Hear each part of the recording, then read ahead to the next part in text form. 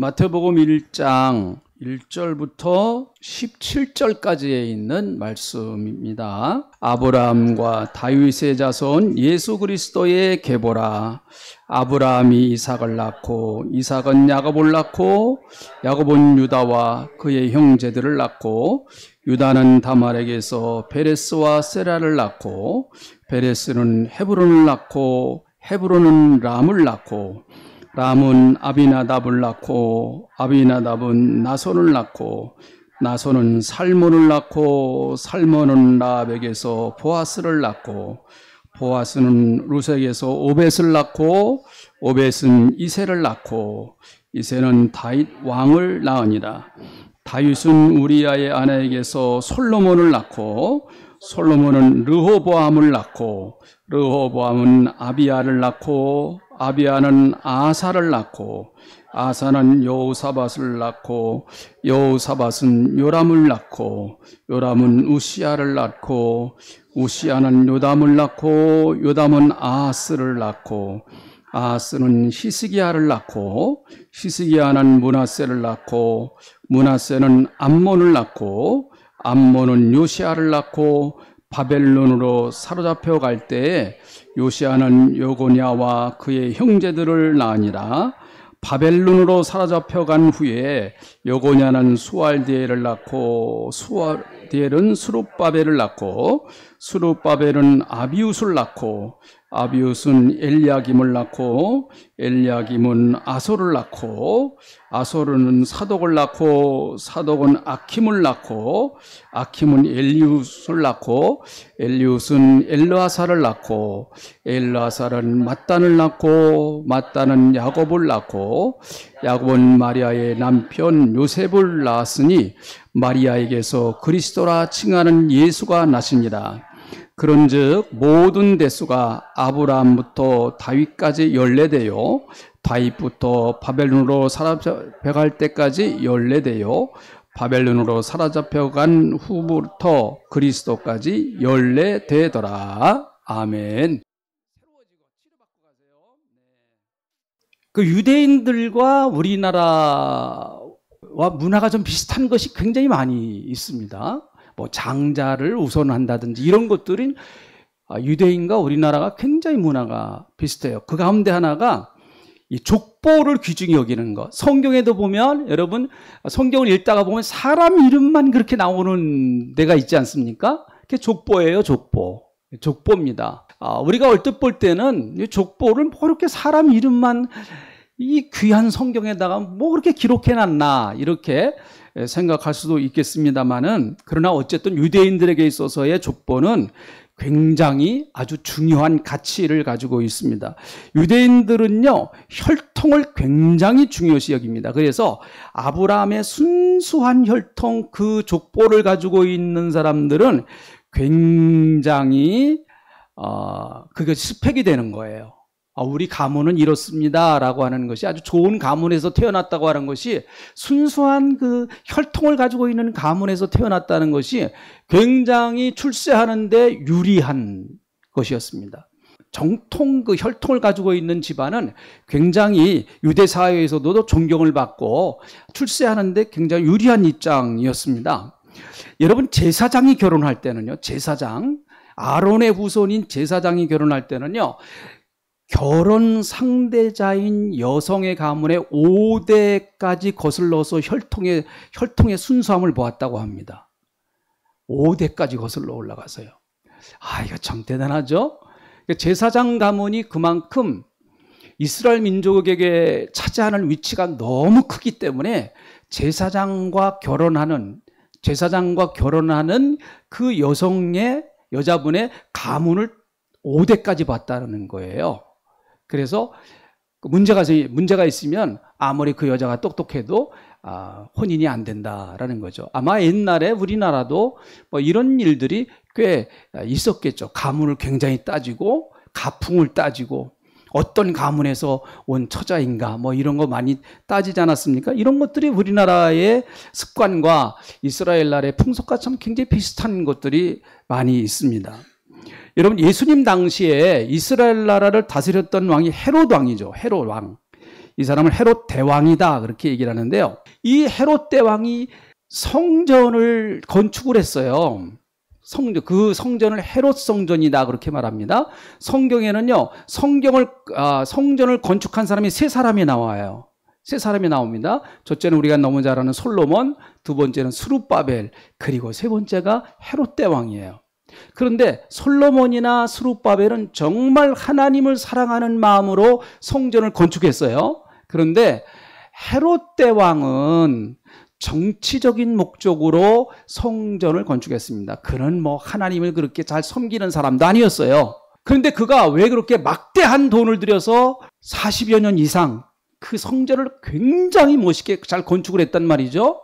한 40여 년 이상을 거쳐가지고 긴 세월 동안 예루살렘 성전을 건축했는데 얼마나 많은 돈이 들었겠어요? 그럼에도 불구하고 헤롯이 그렇게 성전을 건축한 이유는 헤롯은 정통 유태인이 아닙니다. 그런데 왕이 됐어요. 워낙 이 사람이 정치적으로 아주 정치적인 수완이 아주 뛰어난 사람이었습니다. 그래서 정치적으로는 대단히 아주 그냥 권모술수가 능하고 정치적인 그 감각이 아주 발달했던 사람이었기 때문에 이스라엘 나라의 왕이 됐는데 정통 유태인이 아니라고 하는 것 때문에 그것이 항상 컴플렉스예요. 유대인들이 그러니까 겉으로는 뭐 굽신굽신하지만은 속으로는 존경을 안 하는 거예요. 아, 저 사람, 저 왕은 우리의 왕이 아니다. 왕이 될 자격이 없는 사람이야. 속으로 다 그렇게 생각하는 거예요. 헤롯 왕은 그걸 너무 잘 알았습니다. 그래서 유대인들의 마음을 얻고 유대인들의 민심을 달래기 위해서 여러분 내가 성전을 건축하겠습니다 해서 건축한 성전이 예수님 당시의 성전인 헤롯 성전입니다.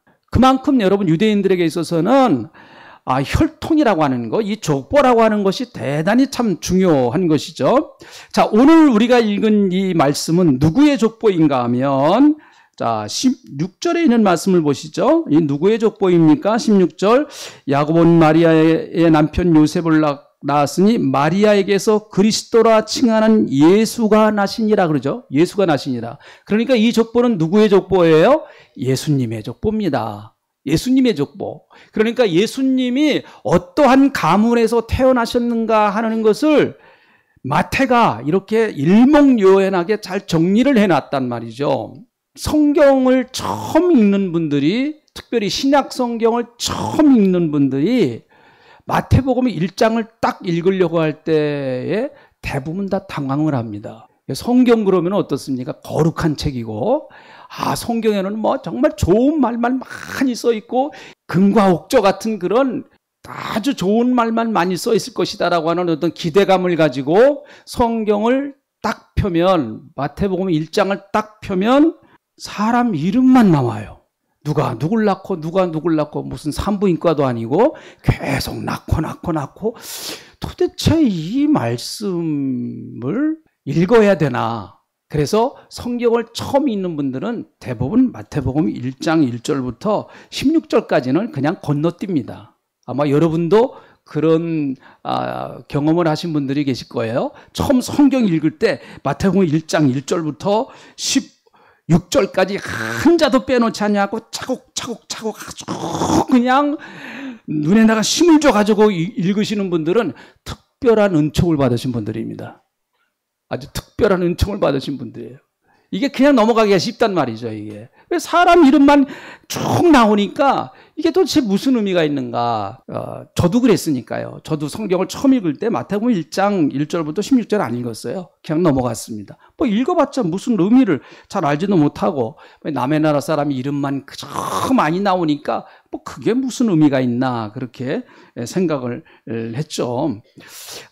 여러분 1절에 있는 말씀을 보시죠. 예수님의 족보에 맨 처음에 등장하는 사람이 누군가? 1절만 한번 다시 읽어봅니다. 1절 읽어봅니다. 시작.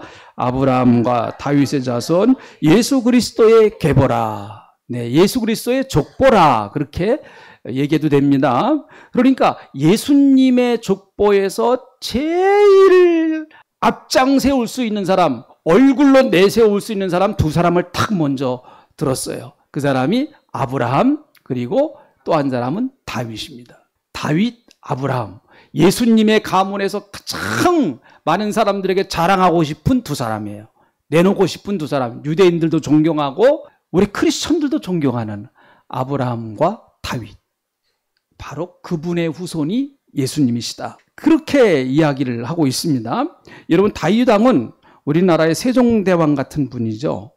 세종대왕 제일 우리나라 국민들이 역사 인물로 제일 존경하는 인물 아닙니까? 유대인들에게 제일 존경하는 인물이 누굽니까? 라고 물어보면 대부분 아브라함 아니면 다윗이라고 얘기를 합니다. 다윗 쪽이 더 많아요. 다윗 쪽이요.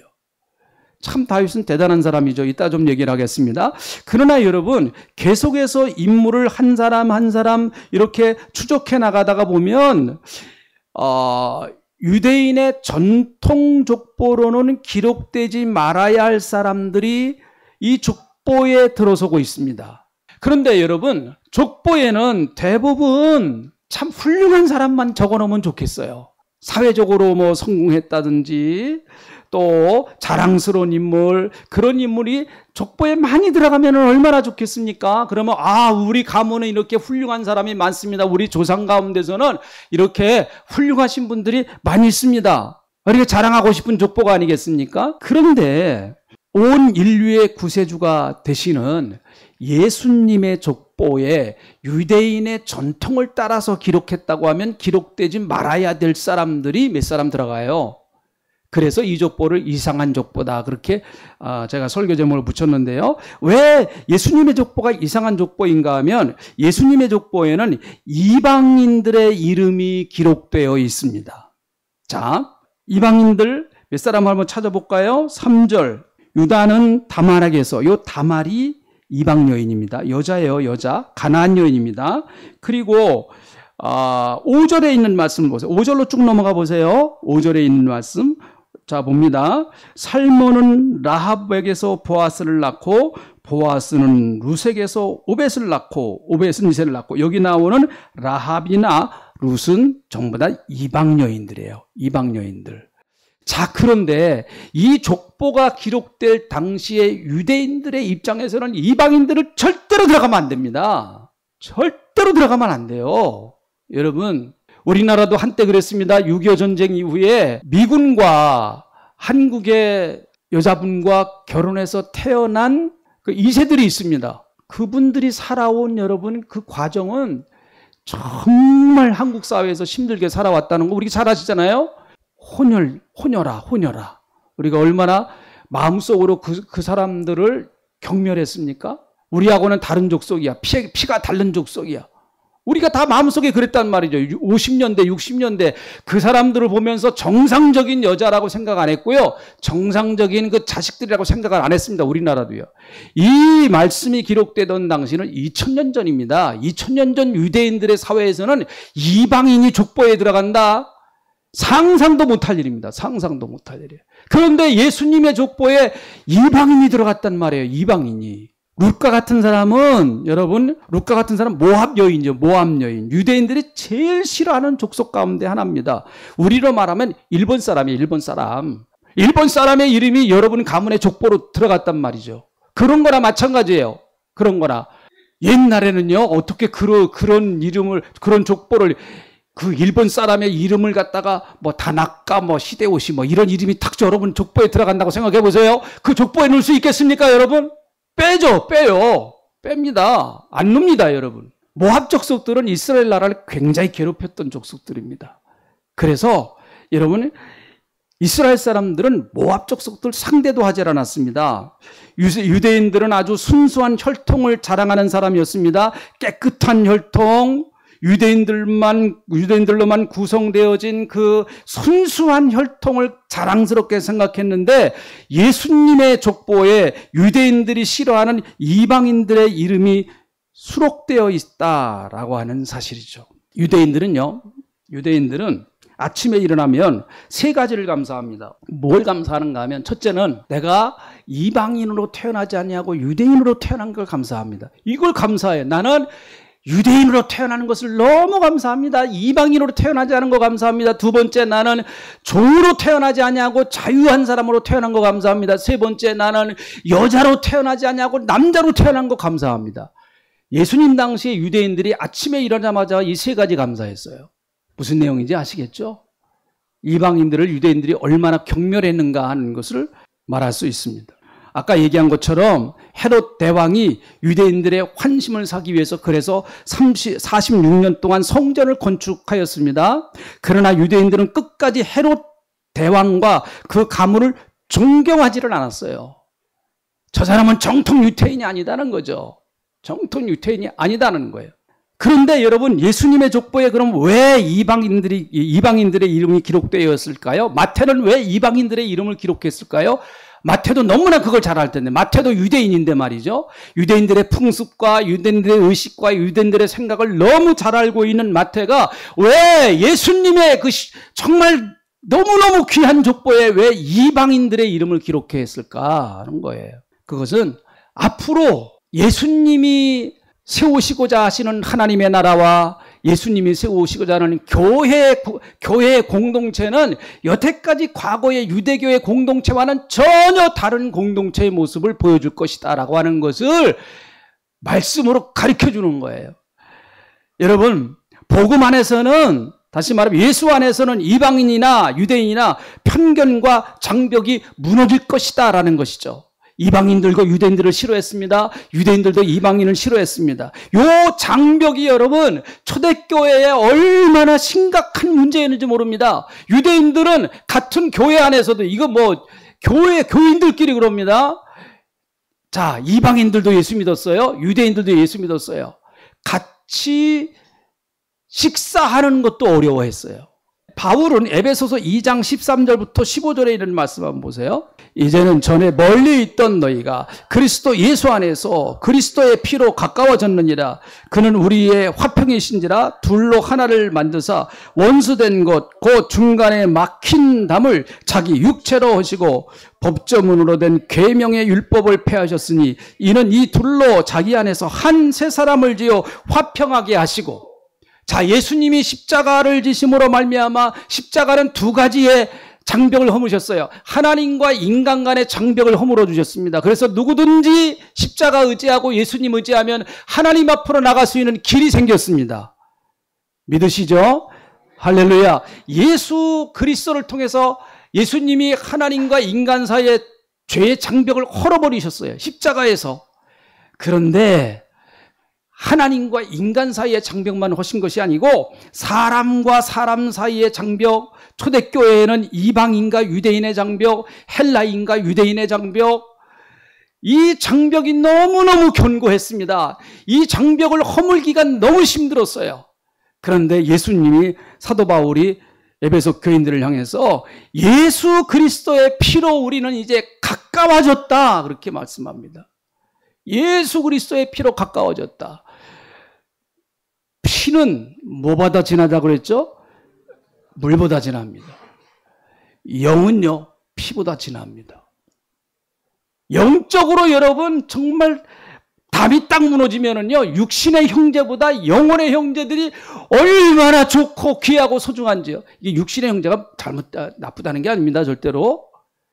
정말 영적으로 여러분, 교회 안에서 그리스도 안에서 사랑을 나눈다고 하면은 육신의 형제가 주지 못하는 그런 신령한 사랑을 서로가 나눌 수가 있어요.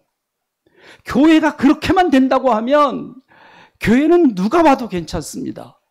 어떤 사람이 와도 괜찮아요, 교회는요. 이게 되기만 한다고 하면, 장벽이 허물어진다고 하기만 하면은요, 인간과 인간 간의 갈등의 편견에 담을 하셨습니다. 교회라는 용광로 속에 들어오면 예수 그리스도의 사랑으로 모든 것을 다 녹여서 새로운 사람으로 탄생하게 되는 것입니다. 사랑하는 우리 동신교회 성도 여러분, 우리 교회가 사랑의 용광로가 되어서 어떠한 사람이 오신다고 할지라도 다 이 용광로 속에 들어오면 예수의 사랑으로 다 녹아지는 역사가 있기를 주의 이름으로 축원합니다. 그래서 이방인들의 이름을 기록해 놓은 거예요. 또 한 가지. 자, 이 족보가 좀 이상한 것은 예수님의 족보에 여자의 이름이 기록되어 있어요. 여자의 이름이요. 우리나라 족보도 그렇죠. 지금은 뭐 여자분들의 이름도 들어간다고 합니다만, 그러나 옛날에는요, 여자분들 이름이 족보에 들어가지 않았습니다. 우리나라도 그랬죠? 유대인들도 마찬가지예요. 족보에는 남자들의 이름만 들어갑니다. 그것도 주로 장자의 이름이 들어가요. 그런데 아주 특별한 경우가 아니면 여자의 이름을 기록하지 않습니다. 족보에다가요. 다시 말하면 그 당시에 여성들의 위치가 어땠었는가 하면 여자들은 법적으로 보호받을 권리가 없었습니다. 그래서 여자분들은 성경에 나오는 숫자, 사람의 숫자에 들어가지를 않아요. 오병이의 기적을 행할 때 예수님이 5,000명을 먹였습니다. 그런데 그 5,000명의 숫자는 남자분들의 숫자예요. 건장한 남자분들의 숫자. 여자들은 다 빠졌어요. 그러니까 실제적으로 5,000명보다는 훨씬 더 많은 거예요. 한 2만 명 정도 될 것이다. 그렇게 얘기를 해요. 어디나 은혜 받는 데는 남자분보다 여자분이 훨씬 많아요. 그렇죠? 여자들은 하나의 인격체로서 대우를 받지를 못합니다. 물건으로 간주를 할 정도로 이렇게 비인격적인 대우를 받았습니다. 여자는 단순히 아버지와 남편의 소유이고 주인이 원하는 대로 처분이 가능했습니다. 아까도 말씀드린 것처럼 유대인들은 내가 여자로 태어나지 않은 것을 감사합니다. 그렇게 기도했다는 거예요. 아침에 일어나서 나는 여자로 태어나지 않냐고 남자로 태어나는 것을 감사합니다. 자, 오늘 이 본문 말씀에 여자의 이름이 대표적인 사람이 4명이 나와요. 자, 한번 보시죠. 아까 우리가 보았던 3절. 그 동그라미 쳐넣어보세요. 이분들이 다 여자예요. 여자 이름이에요. 유다는 다말에게서, 요 다말이 여자예요. 여자. 또 5절. 살몬은 라합에게서, 라합이 여자입니다. 여자. 그리고 보아스를 낳고, 보아스는 룻에게서, 룻이 여자예요. 여자. 자, 또 이제 넘어가서 6절에 있는 말씀을 보세요. 이세는 다윗 왕을 낳으니라. 다윗은 우리아의 아내에게서 솔로몬을 낳고, 우리아의 아내. 이름은 등장하지 않는데 우리아의 아내가 누군지는 유대인들이 다 알아요. 다. 우리아의 아내 이름이 뭐죠? 밧세바잖아요. 밧세바입니다. 그리고 또 한 사람 등장하는 것이 마리아죠. 예수님의 어머니 마리아. 그거는 우리가 이해할 수 있어요. 예수님의 어머니 마리아가 족보에 들어가는 것은 좀 이해할 수가 있습니다. 그런데 여기 나오는 다말이라든지 라합이라든지 룻이라든지 또 우리아의 아내 이런 사람들은 여러분 유대인의 전통에 의하면 사실 들어갈 수 없는 이름들입니다. 이 사람들은요. 그런데 마태가 여자분들의 이름을 기록을 해놨어요. 여자분들 감사하죠? 별로 안 그래요? 자, 여자분들의 이름이 들어갔단 말이죠. 다시 말하면 이건 뭘 말하는가 하면 복음이 들어가면 잘못된 옛 관습을 깨트리고 새로운 복음적인 가치관이 만들어지기 시작한다라고 하는 그런 말입니다. 다시 말하면 예수 안에 들어오면 예수 믿기 전에 내가 잘못 생각했던 관습이나 풍습이나 잘못된 전통으로부터 사로잡혔던 것들 그런 것들로부터 다 벗어날 수 있다. 복음을 먼저 받아들인 나라가 그래서 가만히 보세요. 사람이 살기가 좋은 나라가 됐어요. 복음을 먼저 받아들인 나라. 그래서 다 선진국이 되지 않았습니까? 그것은 왜 그랬을까요? 여러분 다 우리가 이민 가고 싶은 나라 하면은 저 아프리카라든지 중동 지역으로 이민 가고 싶으신 분은 어디 있어요? 저 남미 쪽에 이민 가고 싶으신 분은 어디 있습니까? 전부 다 이민 가고 싶은 나라가 카나다라든지 그리고 뉴질랜드라든지 그리고 호주라든지 다 그런 나라로 이민 가고 싶어요. 그런 나라가 다 기독교 국가예요. 기독교를 바탕으로 해서 세워진 나라입니다. 왜 그런 나라로 사람들이 이민 가려고 그럴까요? 사람이 살기가 좋으니까 사람 대접받으면서 살 수 있는 그런 나라이기 때문에 거기 가서 자녀들을 키우면 자녀들이 마음껏 자기의 꿈과 소망을 펼칠 수 있는 그런 나라라고 생각하기 때문에 그런 나라로 이민 가고 싶은 거 아니겠어요? 복음이 들어가면 여태까지 내려오던 과거에 잘못되어졌던 비성경적인 것들이 바로 잡히게 돼 있습니다. 여러분들의 삶도 한번 자세히 잘 생각을 해보세요. 우리의 가정에 그 좋은 전통이라고 이렇게 받아들였는데 예수를 믿고 나서 보니까 이거는 비성경적인 거다. 그러면 그것은 버려야 돼요. 좀 어려울 수 있어요. 좀 버려야 됩니다. 그런 전통은요. 왜 그런가 하면 우리는 예수 믿고 새로운 예수 믿는 가문이 되었기 때문에 예수 믿는 명문 가문이 되기 위해서는 예수 믿는 가문으로서 아주 멋있는 성경적인 그런 관습과 성경적인 전통을 우리 가정에 이제 세워야 되는 거예요. 사람은요, 문화 속에 살기 때문에 이 문화에 젖어 있다고 하는 것은 굉장한 힘입니다. 저는 주일학교 때부터 예수 믿고 크리스천 가정에서 자라나서 주일학교부터 예수 믿었는데 한때 그냥 삐딱해가지고 세상으로 나가서 교회 안 나오는 그런 자녀들이 있습니다. 저는 반드시 돌아온다고 봐요. 왜 그런가 하면 그들은 기독교 문화 속에서 자랐어요. 가정이 기독교 문화 속에서 자랐어요.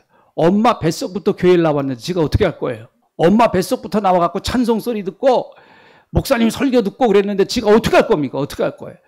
그것은 자기가 의식적으로 지으려고 해도 무의식 속에 들어가 있어가지고 언제든지 때가 되면 여러분 반드시 어떤 순간에 성령이 역사하시면 그건 나오게 돼 있습니다. 믿으세요? 나오게 돼 있습니다. 계속 그래 실망하지 마시고 기도하세요. 그런 좋은 여러분들을 얽매이고 있던 잘못되어진 그런 전통이라든지 이런 것들은 우리가 벗어나 버려야 되겠죠. 예수 믿음의 옛날에 잘못된 관습으로부터 벗어납니다. 복음은 우리를 자유하게 합니다. 요한복음 8장 32절에 있는 말씀 한번 같이 보시죠. 자, 요한복음 8장 32절 같이 읽어봅니다. 시작. 진리를 알지니 진리가 너희를 자유하게 하리라. 다음에 요한복음 8장 36절 거의 비슷한 말씀이에요. 읽어봅니다. 시작. 그러므로 아들이 너희를 자유하게 하면 너희가 참으로 자유로우리라. 예수 믿는 사람들은요, 그래서 자유한 사람들이에요. 뭐 세상의 어떤 규례나 세상의 어떤 그 잘못되어진 전통이나 이런 것이 무섭고 이런 것이 두렵질 않습니다. 왜 그럴까요? 예수 그리스도를 믿음으로 말미암아 예수 안에서 자유함을 얻었기 때문에 그렇습니다. 늘 얘기하지만 여러분 예수 믿는 사람들은 마음대로 이사 다녀도 돼요. 어디를 이사 다녀도 괜찮고 무슨 날 이사 다녀도 괜찮고 그래요. 저희 그 이모님 우리 교회 나오시던 이남규 원사님이 예수 믿으시기 전에 남녀호랑개교를 했었어요. 남녀호랑개교 이거 하셨어요. 근데 저희 어머니가 이제 전도하셨단 말이죠. 근데 전도를 했는데 자, 교회를 다니는데 집에 가보면 남녀호랑개교 그게 아직도 재단이 있단 말이에요. 근데 그거 치우지 못합니다. 왜 못 치울까요?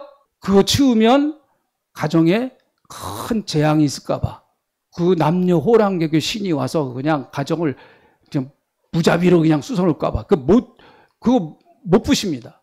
그래서 저 먼저 교회 다니던 그 목사님이 신방 가셔갖고 전부 다 없애버리셨어요. 뭐 우리 교회도 아마 그런 경험하신 분들이 계실 거예요. 우리 두려워하지 말아야 됩니다. 할렐루야. 그런 것 때문에 무서워하지 말아야 돼요. 네. 하나님이 우리 편이신데 감히 우리를 누가 건드리겠어요? 악한 영, 흑암의 권세 이런 것들부터 우리는 다 자유한 사람들입니다. 자, 세 번째 이 족보가 이상한 것은 예수님의 족보에 부끄러운 죄인들이 등장한다라는 것이죠. 자, 아까 말씀드린 것처럼 족보는 자랑스러운 인물을 기록하고 싶습니다. 정승이나 판사나 장관이나 장성이나 사회적인 명성 있는 사람들을 기록하기 원합니다. 사회적으로 큰 문제를 일으킨 사람들의 역사는 될 수 있으면 좀 지우고 싶은 것이 후손들의 마음 아니겠습니까? 자, 예수님의 족보, 온 인류를 구원하시는 예수님의 족보에 들어가는 인물들은 깨끗하고 순결하고 믿음이 충만하고 큰 업적을 남긴 사람들이 예수님의 족보에 들어가면 너무 좋겠어요. 그런데 여러분 예수님의 족보를 쭉 보니까 좀 빠졌으면 좋겠다라고 하는 사람들의 이름이 들어가 있어요. 빠졌으면. 만약에 저에게 마태복음 1장의 족보를 다시 기록해서 성경에 집어넣는 그런 자격을 만약에 저에게 주신다고 그러면은 제가 빼고 싶은 사람 몇 명 있어요. 빼고 싶은 사람. 한번 볼까요? 누굴 빼고 싶은가 하면 3절에 나오는 다말을 빼고 싶어요. 다말. 이 다말은요. 가나안 여인입니다. 그는 유다의 아들. 자, 유다가 누군지 아시죠? 야곱의 12아들 가운데 유다의 아들인 엘과 결혼을 했습니다. 그런데 엘이 죽었어요. 결혼하자마자 얼마 자식도 못 나고 죽었습니다. 그 당시에는요, 유대인들은 계대 결혼이라고 그래가지고 만약에 큰아들이 결혼을 해서 자식을 못 낳고 죽으면은요, 둘째 아들이 그리고 자기 형수와 결혼을 해서 큰아들의 대를 이어줘요. 자식을 맨 처음에 낳은 자식은 큰아들 아들이에요. 큰아들의 아들이 됩니다. 그래서 대를 이어주는 계대 결혼입니다. 계대 결혼. 그래서 여러분 동생 오난과 결혼을 했습니다. 형수하고 결혼한 거죠. 형수하고. 근데 오난이 죽어버렸어요. 오난도.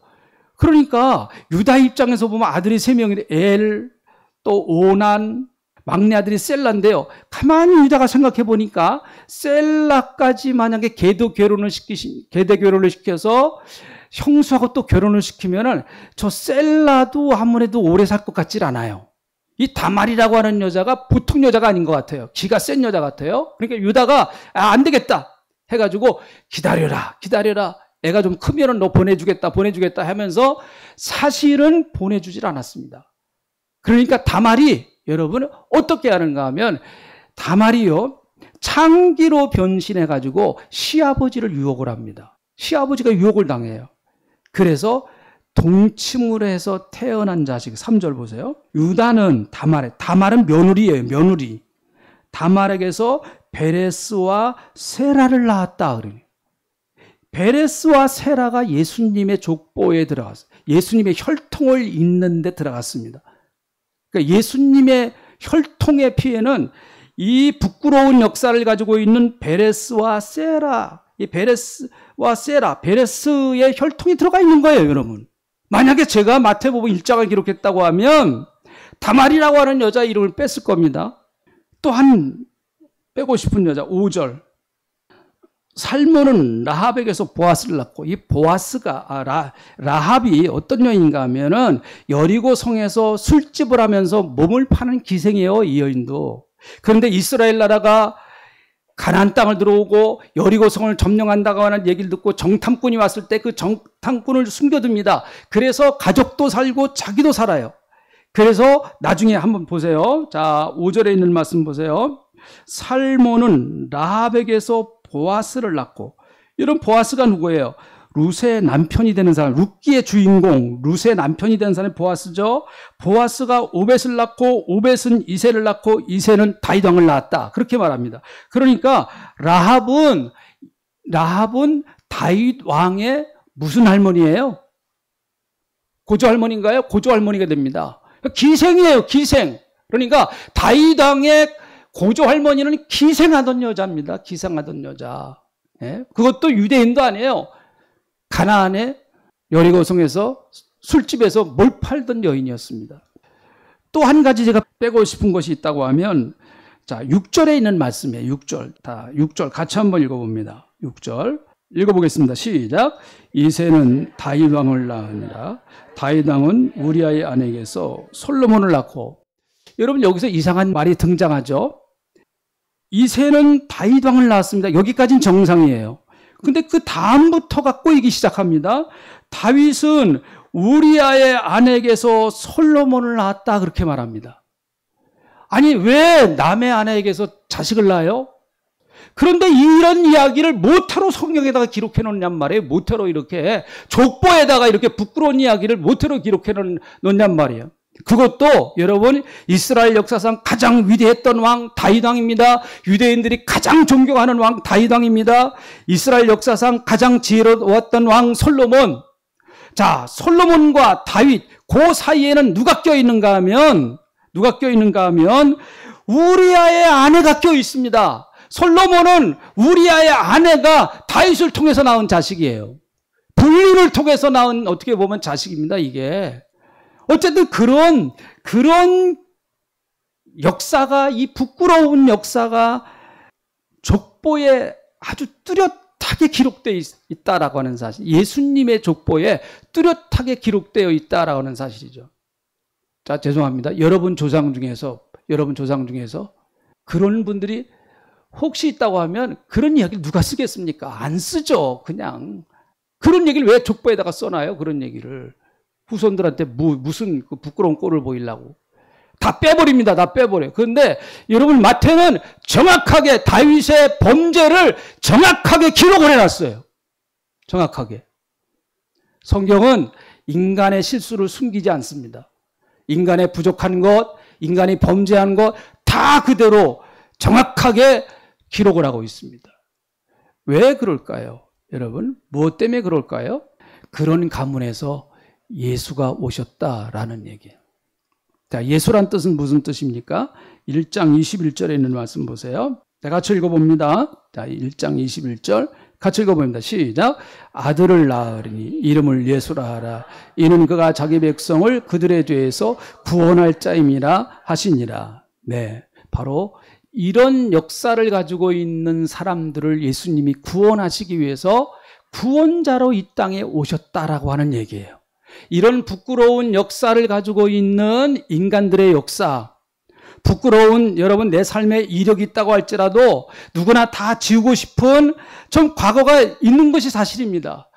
그런 것들은 좀 없어졌으면 좋았을 텐데 내가 왜 과거에 그런 부끄러운 일들이 있었을까? 누구나 다 이런 것들이 있어요. 저에게도 마찬가지죠. 저도 실수한 것도 있고 그런 것이 좀 지워졌으면 좋겠어요. 그런데 여러분, 나의 부족함과 나의 허물, 정말 지우고 싶은 내 과거의 역사, 그런 것들이 있기 때문에 나는 누가 필요한가 하면 예수님이 필요한 거예요. 구원자이신 예수님이 필요한 것입니다. 그래서 오직 하나님이 말할 수 없는 크신 사랑과 은혜로 인간을 구원하는 것이 가능한 것이죠. 그래서 에베소서 2장 8절부터 9절 같이 읽어봅니다. 시작.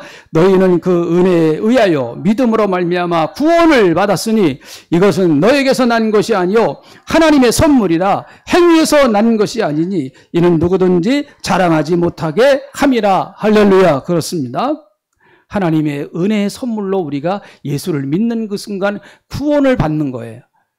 우리의 모습은 주님 앞에 내놓을 것이 아무것도 없지만 부끄러운 것이 많지만 그럼에도 불구하고 예수 그리스도께서 나의 모든 죄악을 짊어지시고 십자가에서 죽으심으로 말미암아 그 모든 죄를 십자가에서 다 해결하셨다라고 말씀하세요. 그래서 누구든지 그리스도 안에 있는 자는 정죄함이 없나니 그렇게 말씀합니다. 사탄이 정죄할 수 없습니다. 율법이 정죄할 수 없습니다. 그 누구도 우리를 더 이상 예수 믿는 사람들을 정죄할 수 없다라고 성경은 말씀하고 있어요. 내가 잘나서 그런 것도 아니고 내가 무슨 의로워서 그런 것이 아니라 예수 그리스도의 그 보배로운 피와 십자가의 구속의 은혜를 믿음으로 말미암아 나는 이제 하나님 보시기에 의로워진 사람이 된 거예요. 그래서 기독교와 다른 종교가 크게 다른 것이 있어요. 그게 뭔가 하면 다른 종교는 대부분 부끄러운 죄악들을 씻기 위해서 수행을 하라, 고행을 하라, 율법을 지켜라, 선행을 하라, 더 많이 덕을 쌓아라, 이런 것들을 계속 강조합니다. 어떤 종교든지 거의 다 그래요. 네가 네 죄를 해결하려면 좋은 일 많이 하고 덕을 쌓고 선행을 하고 그리고 고행을 더하고 그리고 계율을 지키고 그렇게 얘기를 합니다. 그러나 여러분, 기독교는 그렇게 말하지 않아요. 기독교는요, 누구든지 무거운 죄의 짐을 지고 있는 자는 다 내게로 오라. 다 내게로 오라는 거예요. 어떠한 죄악의 짐을 지고 있다고 할지라도 다 내게로 오라. 내가 너 때문에 십자가에서 피 흘려서 내가 머리에는 가시면류관 받고 양손 양발에는 못 박혀서 옆구리에는 창 받아서 내가 너의 죄 때문에 피 흘렸다. 그러니 너는 나를 믿기만 하면 돼. 십자가에서 네 죄가 해결되는 거야. 이게 기독교의 복음이에요. 기독교는 거기서부터 출발하는 겁니다. 십자가의 은혜서부터 출발하는 거예요.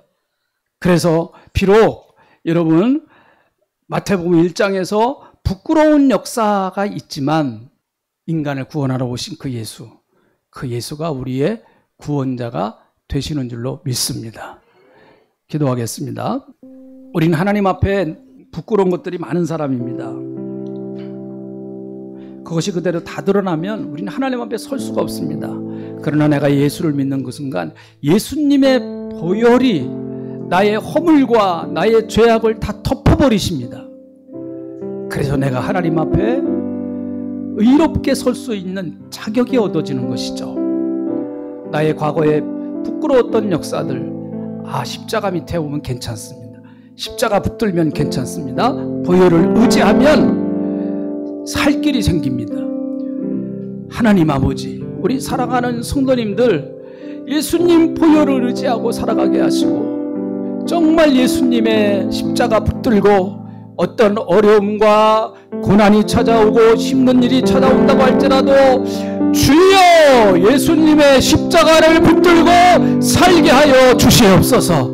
고맙습니다. 십자가 붙들고 살 때 내 허물도, 내 상처도, 내 아픔도, 내 어려움도 다 극복되고 예수 안에서 새로운 사람으로 능력 있게 살아가는 줄로 믿습니다.